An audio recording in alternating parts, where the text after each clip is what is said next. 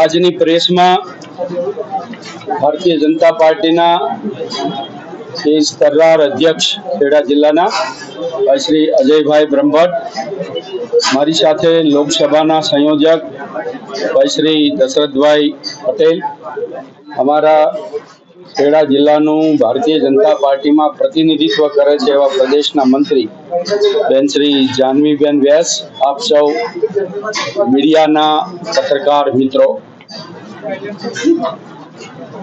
દેશની અંદર કોંગ્રેસ પાર્ટીએ તુષ્ટિકરણની સીમા ઓળંગી લીધેલી છે.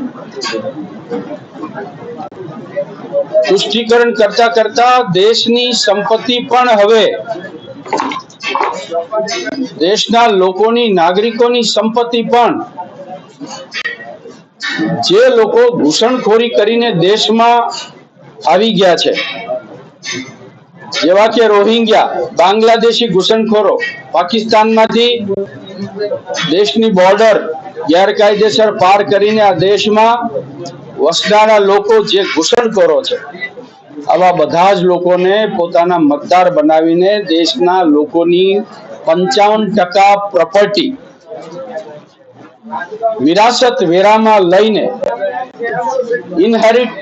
ઇનહેરિટન્સ ટેક્સમાં અમેરિકાની સ્ટાઇલથી લઈને એનું રીડિસ્ટ્રીબ્યુશન કરવા માટેનું આ દેશના શાહી પરિવાર, કોંગ્રેસના નંબર 1 પરિવારના શાહજાદા શ્રી રાહુલ ગાંધીજીએ હમણાં તાજેતરમાં કીધું છે કે અમે ઇન્સ્ટિટ્યુશનલ સર્વે કરીશું, અમે વેલ્થ સર્વે કરીશું, અમે પ્રોપર્ટી સર્વે કરીશું.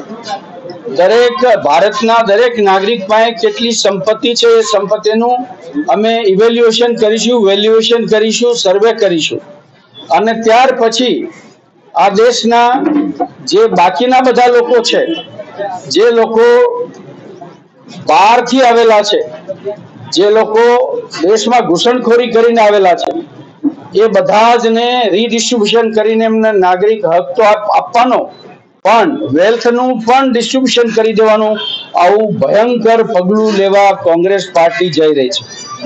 કોંગ્રેસ પાર્ટીના નેતા રાહુલ ગાંધીના હાઈટેક ગુરુ શ્રી શામ પિત્રોડાએ અમેરિકાથી કોંગ્રેસ પાર્ટીનો મેનિફેસ્ટો જે ભારતની અંદર જયરામ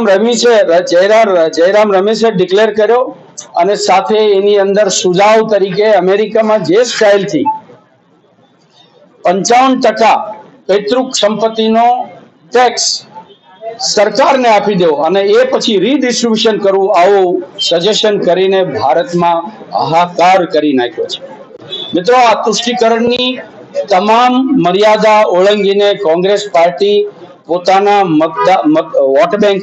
મતબેંકને એ રીઝવવા માટેની કોશિશ કરી રહી છે. ત્યારે આ દેશની સુરક્ષા સાથે, દેશની સંપદા સાથે, દેશના સાર્વભૌમત્વ સાથે બહુ મોટો ખતરો ઉભો થઈ રહ્યો છે.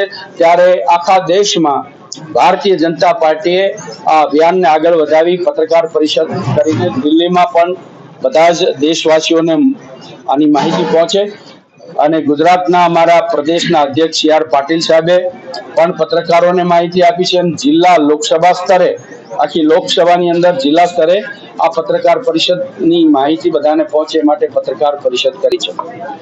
આ સાથે મારે આપને કહેવું છે કે આ કોંગ્રેસની તુષ્ટિકરણની નીતિએ આજ સુધી શું થયું છે, આ દેશમાં સૌથી વધારે લેન્ડ બેંક પરિવર્તન કરે છે તો ખ્રિસ્તી અથવા મુસ્લિમ બની જાય છે. એને અનામત આપવા માટેનું રંગનાથ મિશ્રા આયોગનું એમણે લાગુ કર્યું, એની ભલામણ કરી 2009માં, એ મંજૂર કરી અને સુપ્રીમ કોર્ટે એને રોક લગાવી. સુપ્રીમ કોર્ટ, હાઈકોર્ટોએ વારંવાર લતાડ લગાવી છે, તેમ છતાં કોંગ્રેસ પાર્ટી તુષ્ટિકરણની મર્યાદા લાંઘી રહી છે અને આ દેશને ભયંકર મોટી મુસીબતમાં મૂકવા માટે પ્રયત્ન કરી રહી છે.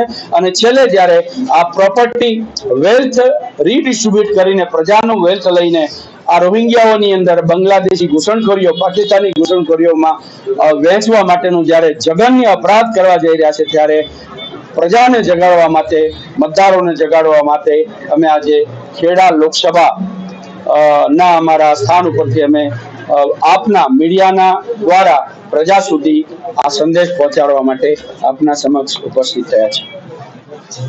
ગુજરાતભરમાં સત્યનું કેસ પુરુષોત્તમ રૂપાલા સામે જે વિરોધ થઈ રહ્યો છે, ખાસ કરીને હવે જે લોકસભાના ઉમેદવારો છે તેમનો પણ વિરોધ કરવામાં આવી રહ્યો છે. ગઈકાલે જોયું હશે કે કઠલાની અંદર જે રીતે વિરોધ કરવામાં આવે કાકડખાલ વિસ્તારમાં અને અનેક જગ્યાએ થઈ રહ્યો છે. શું કહેશે ખેડા જિલ્લા ખાસ કરીને લોકસભાના એક પ્રતિનિધિ તરીકે આપ શું કહેશો?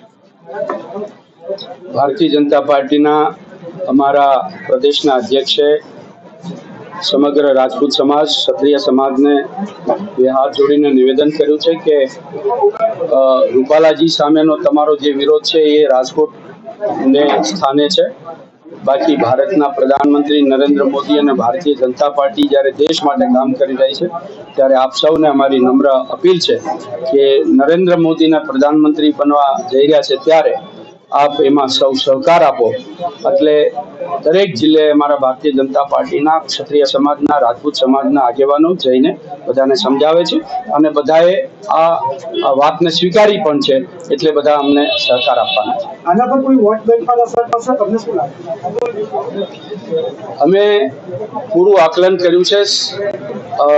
આની પાછળ કોંગ્રેસનો દોરી સંચાર છે, પણ અમે સમાજના ભાગલા નહીં પડવા દઈએ અને સૌ સમાજનો, સૌનો સાથ, સૌનો વિકાસ, સૌનો પ્રયાસ અને સૌનો વિશ્વાસ આ નરેન્દ્રભાઈ મોદીનો હંમેશા સૂત્ર રહ્યું છે.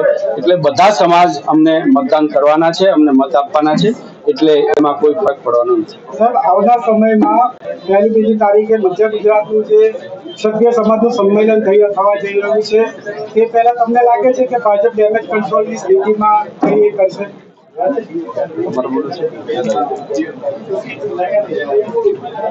અમે ક્ષત્રિય સમાજ અને રાજપૂત સમાજને વિનમ્ર નિવેદન કરેલું છે અને એમાંના ખૂબ બધા નેતાઓએ આ વાતને સ્વીકારી પણ છે કે અમારે બધા જ, તમે જેટલા પણ વિડીયોમાં જોશો તો બધાએ વાત સ્વીકારી છે કે અમારો ભારતીય જનતા પાર્ટી પ્રતિ કોઈ વિરોધ નથી. નરેન્દ્ર મોદી તરફ અમારો કોઈ વિરોધ નથી. આ દેશના પ્રધાનમંત્રીએ ભગવાન રામ ક્ષત્રિય સમાજના હતા અને ભગવાન રામનું 550 વર્ષ પછી એક ભવ્ય મંદિર બનાવ્યું છે અને ભગવાન રામ મર્યાદા પુરુષોત્તમ હતા, ક્ષત્રિય સમાજના હતા. એમના માટે 550 વર્ષ પછી આ ભવ્ય મંદિર બન્યું છે. એટલે નરેન્દ્રભાઈના સાથમાં બધા જ સમાજ આવીને મતદાન કરવાના છે. એટલે અમારે ડેમેજ કંટ્રોલ કરવાનું પણ જરૂર નહીં પડે. બધા જ સમાજ આવીને મદદ કરવાના છે. સાહેબ, ક્ષત્રિય સમાજના અગ્રણી ઇન્દ્ર વિજયસિંહ ગોહિલે જે ગૃહમંત્રી વિશે ટિપ્પણી કરી ગઈકાલે, એ વિશે શું કહેશો? એકચ્યુઅલી મને ખબર નથી કે શું એમણે એવું કીધું કે 5 ફૂટના ગૃહમંત્રી બધાને મનાવવા નીકળ્યા છે. આવી ટિપ્પણી ગૃહમંત્રી જેવા વ્યક્તિ માટે કરવામાં આવે વિશે શું? એમાં કોઈ ઊંચાઈ કે માપથી નથી હોતું. એની કાર્યશીલતા અને એની પ્રતિબદ્ધતા, એમણે જે કર્મઠતાથી ગુજરાત અત્યારે કાનૂન વ્યવસ્થા સંભાળી રહ્યા છે, એટલે કોઈની પ્રોડક્ટિવિટીમાં, કોઈની એક્ટિવિટીમાં કે કોઈની એફિશિયન્સીમાં ઊંચાઈનું મેજરમેન્ટ ક્યારેય કામ કરતું નથી. એની સ્કિલનું કામ કરતું હશે.